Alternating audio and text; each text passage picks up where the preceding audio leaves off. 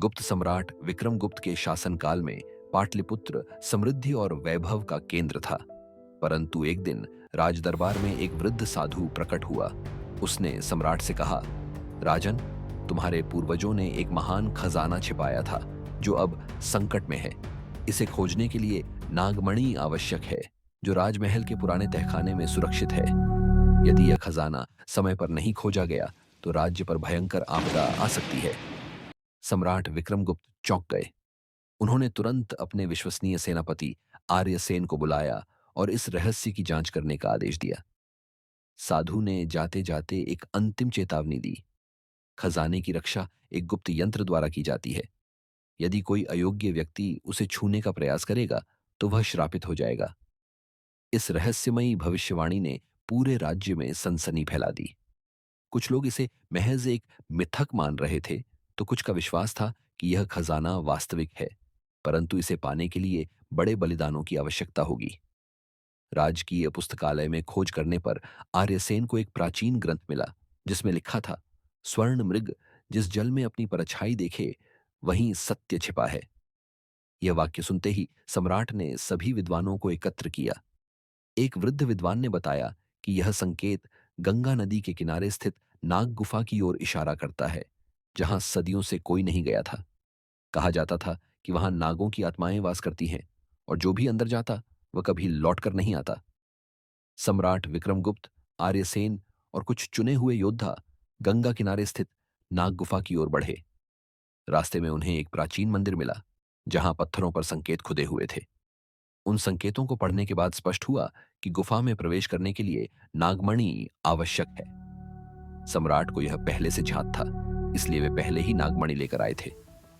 गुफा के पास पहुंचने पर उन्हें द्वार पर प्राचीन यंत्र मिले जो पहेलियों से भरे हुए थे। इन पहेलियों को हल किए बिना अंदर जाना असंभव था।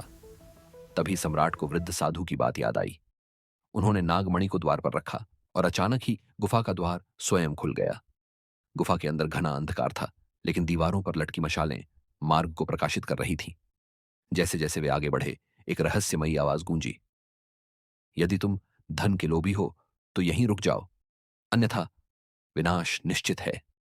सम्राट और आर्यसेन ने साहस दिखाया और आगे बढ़े। अचानक उनके सामने एक रहस्यमयी मूर्ति प्रकट हुई।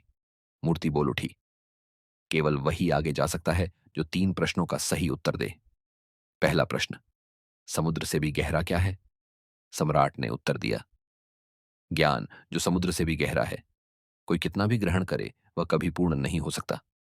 दूसरा प्रश्न, जो बांटने से बढ़ता है वह क्या है? सम्राट ने उत्तर दिया, प्रेम। यह एकमात्र चीज है जो बांटने से बढ़ती है। प्रेम ही सच्चे कल्याण का मार्ग है।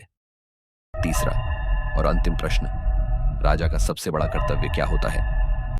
सम्राट ने उत्तर दिया, राजा का सबसे बड़ा कर्तव्य प्रजा की रक्षा करना, न्याय स्थापित करना और धर्म के आधार पर समृद्धि सुनिश्चित करना है।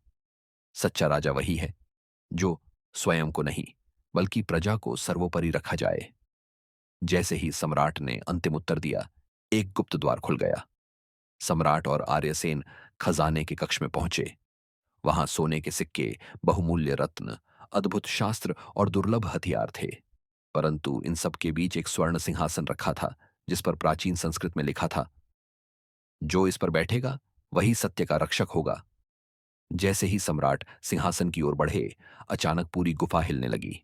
तभी एक दिव्य रक्षक प्रकट हुआ और बोला, यह खजाना केवल धर्मराज के योग्य है। यदि लोभ में इसे ले जाओगे तो राज्य नष्ट हो जाएगा। सम्राट विक्रमगुप्त ने यह सुनकर खजाने को प्रजा के कल्याण के लिए उपयोग करने की शपथ ली। जैसे ही उन्होंने यह प्रतिज्ञा ली, गुफा शांत हो गई। सम्राट ने खजाने से नए मंदिर, विश्वविद्यालय और अस्पताल बनाए गए। अब पाटलिपुत्र पहले से अधिक समृद्ध हो गया था। लेकिन आज भी कई लोग मानते हैं कि गुप्त काल का खोया खजाना कहीं ना कहीं छिपा हुआ है। कई खोजी दल आज भी इस खजाने की खोज में लगे हुए हैं, लेकिन कोई इसे खोज नहीं सका। क्या कोई इसे फिर से खोज पाएगा, या यह हमेशा के लिए यह एक रहस्य बना रहेगा? दोस्तों, ऐसी ही रोमांचक कहानी सुनने के लिए बने रहिए। कहानी कैसी लगी कमेंट बॉक्स में जरूर बताइए।